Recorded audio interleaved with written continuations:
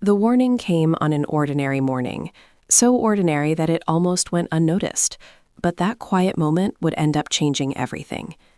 The sun was just beginning to stretch across the kitchen floor. Coffee steamed in a chipped mug by the sink. Outside, the neighborhood was waking up slowly. He stood by the window, adjusting his tie. Today was supposed to be the beginning of something big, a decision he had waited years to make. His father sat at the small wooden table, reading the newspaper. He always read it cover to cover, even though most of it annoyed him. That morning, though, the paper lay untouched. The father watched his son carefully, not with suspicion, with concern. The son was 32 years old enough to trust his own judgment, old enough to believe he already knew the answers. He had a plan, a bold one, and today he was finally going to act on it. The job offer had come unexpectedly, a major promotion in a different city, more money, more recognition, more respect. It felt like proof that all the long nights had been worth it, proof that he was finally stepping into the life he deserved. He had already decided he would say yes. He picked up his briefcase, feeling the familiar weight. Keys, wallet, phone, confidence. Everything he thought he needed. "Sit for a minute," his father said quietly. The son paused. Just for a second. Then he sighed and set the briefcase down. The father folded the newspaper neatly. He always did things neatly, even when his thoughts were heavy. "You look like a man running towards something," the father said. "Or away from something. I can't tell which." The son smiled politely. "I'm just running toward a better future," he said. "Isn't that what you always wanted for me?" The father nodded slowly. "Yes," he said, "but not at the cost of your peace." That sentence lingered in the air. The son brushed it off with a soft laugh. Peace could wait, he thought. Success could not. He began talking quickly, explaining the offer, listing all the reasons it made sense. Bigger office, bigger salary, bigger chance to finally prove himself. The father listened without interrupting. His eyes stayed calm. Too calm. When the son finished, silence filled the kitchen again. The clock ticked loudly on the wall. Each second felt heavier than the last. "Do you remember the bridge near your grandmother's house?" the father asked. The question felt random, almost out of place, but the son nodded. "You once wanted to cross it during a storm," the father continued. "You were young, brave, certain you could handle it." The son smiled faintly at the memory. "You wouldn't let me," he said. The father leaned forward slightly. "Not because you weren't capable," he said, "but because some risks don't show their danger right away." The son felt a small shift inside his chest, a flicker of unease. He didn't like where this was going. "I'm not a child anymore," he said gently. "I've thought this through." "I know," the father replied. "That's why I'm worried." The father stood up and walked to the sink. He rinsed his mug slowly, as if buying time. "There are choices," he said, turning back, "that look like doors opening, but are really walls moving closer." The son frowned. That didn't make sense to him. Not yet. "This opportunity came fast," the father added. "Too fast, and you're ready to leave everything behind for it." The son felt defensive now. "I'm not leaving everything," he said. "I'm just taking a step forward." The father's voice softened. "I'm not asking you to stop," he said. "I'm asking you to pause." Pause. That word pressed against the son's thoughts. He had been moving nonstop for years. "What if this is the mistake I don't make?" the son asked. "What if this is the chance I miss if I listen to fear?" The father met his eyes. "This isn't fear," he said gently. "This is intuition earned by living." The son looked at the clock. Time was slipping away. The meeting was scheduled for later that morning. His phone buzzed with a message from the recruiter. Everything was lining up perfectly, except this moment. The father placed a hand on his son's shoulder. Not heavy, not forceful. "Whatever you choose," he said, "make sure you're choosing it for the right reason." The son swallowed. Something felt different now. Something unsettled. As he picked up his briefcase again, his confidence felt slightly thinner than before. The door was right there. And yet, for the first time, he wasn't sure which way he was actually heading. If you're enjoying this story so far, please like the video and subscribe for more heartfelt tales. The father watched him reach for the handle. His eyes held a quiet sadness and a quiet hope. The son paused. Just one breath, and everything hung in the balance. He stepped outside, but the air felt heavier than it should have. The kind of heavy that settles in the chest. The kind that doesn't explain itself. The morning traffic hummed softly. Birds moved between trees without concern. Life seemed unaware of the weight on his mind. As he walked toward his car, his father's words followed him. Not loudly, not accusingly. They echoed the way a memory does. Calm, persistent, uninvited. He sat behind the wheel and closed the door. The familiar click should have brought comfort. Instead, it felt final. He rested his hands on the steering wheel, didn't turn the key right away. That pause was new for him. For years, decisions had come easily. Work harder, stay later, aim higher. Doubt had always been something other people dealt with. His phone buzzed again. Another message. Another reminder that people were waiting on his answer. He imagined the new office, the skyline view, the quiet admiration of coworkers he hadn't even met yet. It all looked perfect in his head.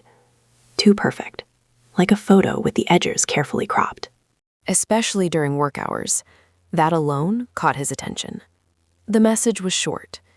Your father hopes you'll call when you have a moment. His throat tightened. He hadn't expected that. He had assumed the conversation was over. He didn't reply. Not yet. The light changed. He drove past the turn that would lead directly to the office building. Not intentionally, almost unconsciously. A few blocks later, he realized what he had done. His heart beat faster. He signaled and pulled into a quiet side street. He parked and shut off the engine. The silence felt loud, but also relieving. He leaned back and stared at the ceiling. For the first time that morning, he allowed himself to feel unsure. What if his father was right? What if this wasn't a door opening, but a wall moving closer? He thought about what the new role required. More travel, more nights away. He pictured empty chairs at family gatherings, unread messages from friends, a life that looked impressive but felt distant. He had always believed regret came from not taking chances, but now another possibility surfaced. Regret could also come from taking the wrong one. His phone rested in his palm. His father's number sat at the top of his contacts, so familiar it barely needed looking at. He hesitated. Pride tugged one way, curiosity tugged the other. Finally, he pressed call. It rang only once. I was hoping you'd reach out, his father said. No surprise in his voice, just warmth. I'm parked a few blocks away, the son admitted.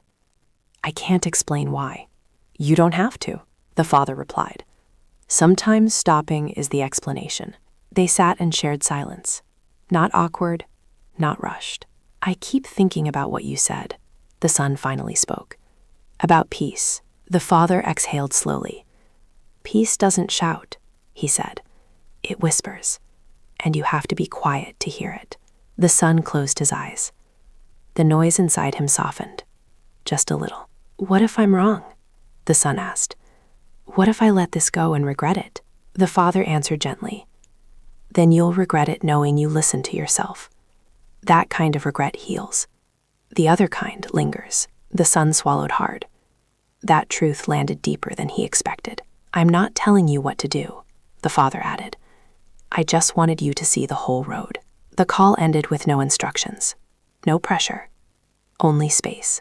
The son sat there longer than he planned, watching people pass by on the sidewalk, each carrying their own unseen choices. He looked at the time. The meeting was getting closer. But for the first time, urgency felt optional. He started the engine again. Hands steady, mind clear. He pulled back onto the road, approaching the next intersection. 2 directions ahead, and this time, he knew whichever turn he took would change more than just his career. He slowed as he reached the intersection. The traffic light glowed yellow. That brief moment felt symbolic. One road led straight to the meeting. The other curved toward the river, toward space to think. He surprised himself by turning right, not away from responsibility, toward clarity. The river road was quieter. Tall trees lined the sidewalk. Water moved steadily beside him. He rolled down the window. Cool air filled the car. It felt like permission to breathe. He parked near a small overlook, the same spot his father used to bring him years ago, back when choices were simpler. He stepped out and leaned against the railing. The river carried leaves downstream. None of them fought the current. He wondered when he had learned to fight everything, to measure his worth by productivity, to confuse motion with meaning. The job offer wasn't bad. That truth mattered. It was impressive, well-earned, and tempting. But temptation wasn't the same as alignment. That distinction was new to him, and uncomfortable. His phone buzzed again. This time it was his best friend, Daniel. They had grown up together. Daniel had moved away years earlier, chasing opportunities without hesitation, and paying for it quietly. "Big day," the message read. "Did you say yes yet?" He stared at the screen, thought about what to reply, then decided to call instead. Daniel answered quickly. "You're already there, aren't you?" he asked. "Not exactly," the son said. "I'm by the river." There was a pause, then a soft chuckle. "That doesn't sound like you." "It doesn't feel like me either," he admitted. Daniel grew serious. "I wish I'd done that once," he said. "Stopped to think before I moved." That caught his attention. "You regret it?" the son asked. "Not the move," Daniel replied. "Just the speed. I left without asking what I was giving up." The words hit close. He pictured Daniel's empty apartment, the way his voice always sounded tired. "Everyone told me it was the right choice," Daniel continued, "and maybe it was. But it came with a cost no one mentioned." They sat with that truth for a moment. The river kept moving. Time kept moving too. "I thought success would feel louder," Daniel added, "but mostly it feels quiet and lonely." The son closed his eyes. He could imagine that future clearly now. Too clearly. After the call ended, he stayed by the railing. Memories surfaced without warning. His father teaching him how to fish. "Be patient," his father had said back then. "The river rewards stillness." He had laughed at that as a child, but now, standing here, it made sense. His phone buzzed once more. This time it was the recruiter. A polite reminder. Time sensitive. He read the message carefully. No warmth. No relationship. Just logistics. Just expectations. He thought about his current team, the junior employee he had been mentoring, the project he had started from scratch. Leaving would mean abandoning more than a desk. It would mean breaking unspoken promises, including one to himself. But staying didn't mean settling. That realization surprised him. He had always believed growth required departure, but maybe growth could also come from deepening roots, from choosing differently. He checked the time again. There was still a small window, enough to act. He got back into the car, hands steady once more, heart racing now for a different reason. He pulled onto the road and headed back toward downtown, but this time his destination had changed, not the meeting room. Instead, he drove to this current office. The familiar building rose ahead, unassuming, reliable. He parked and sat for a moment, feeling the weight of what he was about to do, feeling ready anyway. Inside, the lobby smelled like coffee and paper. The security guard nodded at him. Routine comforted him. He rode the elevator up alone, each floor passing quietly. each second sealing his decision. When the doors opened, he didn't head to his desk. He turned toward his manager's office. The door was open. Light spilled out. So did uncertainty. He knocked gently. His manager looked up, surprised. "You're early," she said. "I know," he replied. "Can we talk?" She gestured for him to sit. Concern crossed her face, but also curiosity. As he opened his mouth to speak, his phone buzzed one last time. A new email notification. It was from the recruiter. The subject line simple: final confirmation. His heart pounded. This was the moment. No more pauses. He looked at the screen, then turned it face down on the desk. Choosing conversation over convenience. "I need to tell you something important," he said. His voice was calm, clearer than it had been all morning. His manager leaned forward, listening closely, waiting. And in that quiet office, with words gathering on his tongue, he felt the full weight of his father's warning. This choice would protect something fragile, something he hadn't realized was at risk, until now. He took a deep breath and began. "I've been offered a new position," he said. His words were simple, but heavy with meaning. His manager nodded slowly. "I see," she replied. "Are you planning to take it?" He shook his head. "No," he said. "I've realized that I need to stay." The words hung in the air, soft but decisive. He felt a strange relief as he spoke them aloud. The tension that had gripped him all morning began to lift. She studied him for a moment. Curiosity flickered in her eyes. "You've clearly thought this through," she said finally. "And you know this is what's best for you?" He nodded. "I do. I've thought about the team, the projects, and most importantly, my life here. I don't want to miss what's meaningful while chasing what looks impressive." She smiled, warm and approving. "You've grown a lot," she said quietly, "and I'm proud of the way you're making this decision." He felt a small smile tug at his lips. Pride, not the shallow kind tied to accolades, but real, quiet pride, the kind that comes from listening to your own instincts. After leaving her office, he wandered back through the familiar hallways. Everything looked the same, yet somehow brighter. He noticed the little things, the way sunlight hit the break room, the scent of freshly brewed coffee, the faint laughter echoing down the corridor. His phone buzzed once again. He didn't check it. Not yet. Some messages could wait. He made his way to the small lounge area. A few colleagues sat there, chatting over mugs and pastries. He paused and smiled at them. This wasn't just a workplace. It was a part of his life, and he was choosing to honor that. As he sipped his coffee, he thought about the river that morning, the calm, the reflection, the quiet moments that had changed everything. It wasn't just about the decision itself, but about how he made it. Later that day, he finally called his father. He found him in the kitchen again, reading the newspaper. His father looked up and smiled softly. "Decision made?" he asked. "Yes," he said. "I stayed." The father's eyes glimmered with relief. "You listened," he said simply. "That's all I hoped for." They sat together in silence for a few moments. Not awkward, not tense, just connected. Sometimes words weren't needed to understand each other. "I was worried," the father admitted. "Not because I doubted you, but because I didn't want you to lose yourself chasing something shiny and quick." The son nodded. "I understand now," he said, "and I'm grateful for your warning.